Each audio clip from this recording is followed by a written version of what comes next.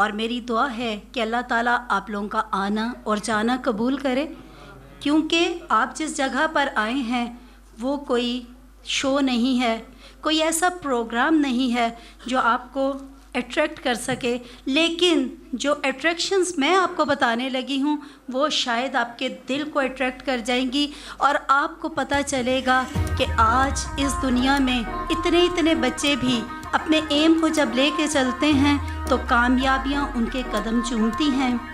جیسا کہ طارق صاحب نے اپنے 4-5 ساتھیوں کے ساتھ مل کر ایک ویلفیئر کا آغاز کیا، اور اس ٹائم شاید ان کو یہ نہیں معلوم تھا کہ جس ویلفیئر کا یہ آغاز کر رہے ہیں وہ ویلفیئر پورے پاکستان میں کیا پوری دنیا میں مشہور ہوتی چلی جائے گی، کیونکہ مجھے اس ویلفیئر کے ساتھ چلتے ہوئے بہت عرصہ تو نہیں ہوا، کیونکہ یہ رحمانی برادری کی ویلفیئر ہے، تو آپ ضرور سوچ رہے ہوں گے کہ ایک بٹ برادری کی عورت ان کے ساتھ کیسے ریلیٹڈ ہے۔ تو میں اس طریقے سے ریلیٹڈ ہوں کہ جیسے کہ انہوں نے رحمانی ویلفیئر سینٹر بنایا، اور اس کے ساتھ ہی ان کے دماغ میں یہ بات آئی کہ ہمیں ایک ویلفیئر کے لیے چینل بھی بنانا چاہیے۔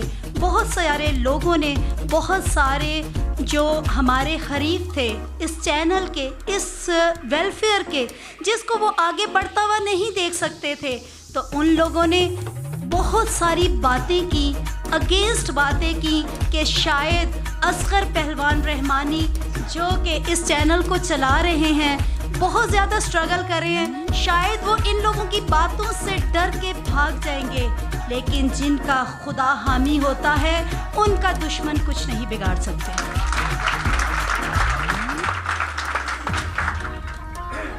کیونکہ یہ باتیں صرف آپ کو میری ہی سننی پڑیں گی، کیونکہ میرے پاس میرے استاد موجود ہیں، اور ہمیشہ سورج کے سامنے چراغ کچھ بھی نہیں کر سکتا۔ میری مراد اصغر پہلوان سے ہی ہے، لیکن میں کچھ ویلفیئر کے بارے میں باتیں کرنا چاہوں گی۔ اس کے بعد اسٹیج سیکرٹری ہمارے CO صاحب اصغر پہلوان ہوں گے جو آگے پروگرام کو لے کے چلیں گے۔ میں صرف اپنے دل کی باتیں آپ سے کرنے لگی ہوں، نہ تو مجھے کسی نے یہ لکھ کے دی اور نہ میں پڑھ کے آپ کو سنا رہی ہوں۔ یہ وہ باتیں ہیں جو میں نے محسوس کی ہیں، یہ وہ باتیں ہیں جو میں ان کے ساتھ رہ کر محسوس کرتی ہوں، اور میرا دل بھی کرتا ہے کہ میں ان کے ساتھ اٹیچ رہوں تاکہ میں بھی اپنی آخرت سنوار سکوں۔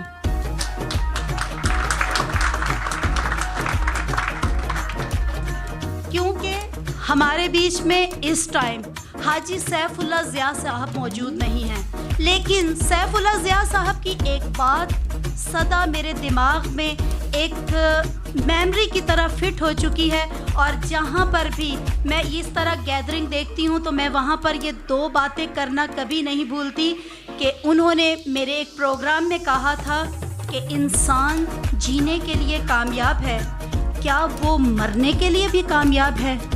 تو ہمیشہ مرنے کے لیے کامیابی سیکھیں، جینے کے لیے تو ہم سب کامیاب ہیں، رات کو کھانا کھاتے ہیں، مووی بھی دیکھتے ہیں، نماز کوئی پڑھتا ہے یا نہیں پڑھتا، قرآن پاک کی تلاوت کوئی کرتا ہے یا نہیں کرتا، لیکن اس چیز کو اپنے ذہن میں ضرور رکھتا ہے کہ وہ صبح کیا کھائے گا، اس کے پاس اچھا موبائل ہے، اچھی گاڑی ہے کہ نہیں ہے۔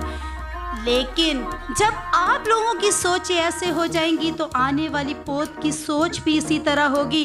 اپنی سوچوں کو خدارا بدلیے تو آنے والی نسلوں کی سوچیں خود ہی بدل جائیں گی۔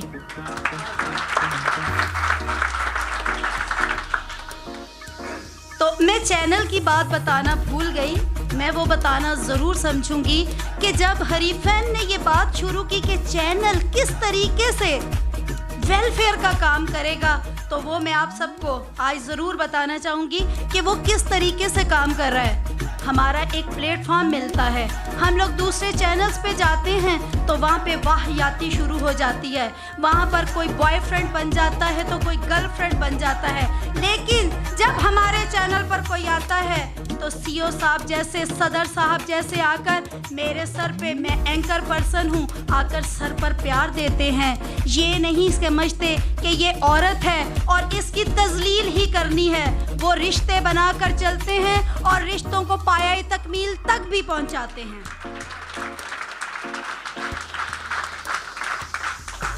یہ تو تھا چینل کے ساتھ میرا ریلیشن.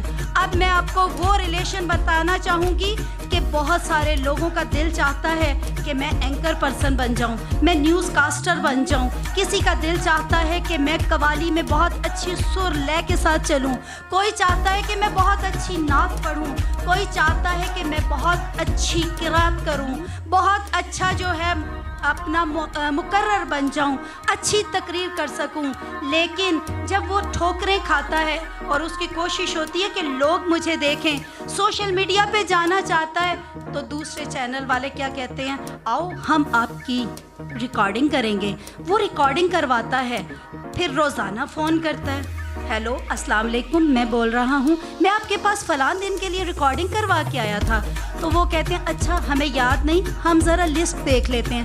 لسٹ دیکھی جاتی ہے, روزانہ پوچھا جاتا ہے, روزانہ فون آتے ہیں, روزانہ سوال و جواب ہوتے ہیں. اور پھر کیا ہوتا ہے, اس کو کہا جاتا ہے یار اس بات کی ڈیمانڈ ہے تھوڑی سی, اگر آپ 70,000 روپیہ دے جائیں تو ہم آپ کو یہ پلیٹ فارم دے دیں گے. ایسے ہی ہوتا ہے. اگر کسی کا تجربہ ہوگا تو اس کو میری اس بات پہ ضرور اتفاق ہوگا. لیکن جب کوئی رحمانی چینل پر آتا ہے تو اسے کہا جاتا ہے کہ آجو یہ تمہارا چینل ہے, اور اسے یہ کہا جاتا ہے کہ یہاں پر تم سے 1 روپیہ نہیں لیا جائے گا. جب میں فرسٹ ٹائم پہ گئی اس چینل پہ تو میرے دماغ میں بھی دوسرے چینلز تھے. میں نے کہا کہ یہاں پر تو لوگ پیسہ مانگیں گے, ٹھیک ہے.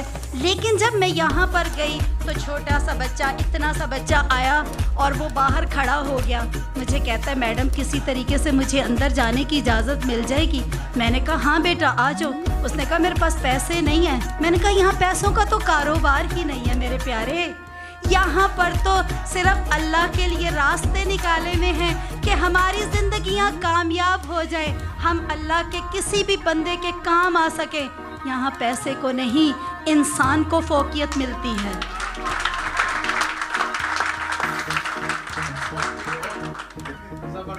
یہ میرے دل کی باتیں ہیں اصغر بھائی, اور مجھے آج ہی تو موقع ملا ہے یہ باتیں کرنے کا.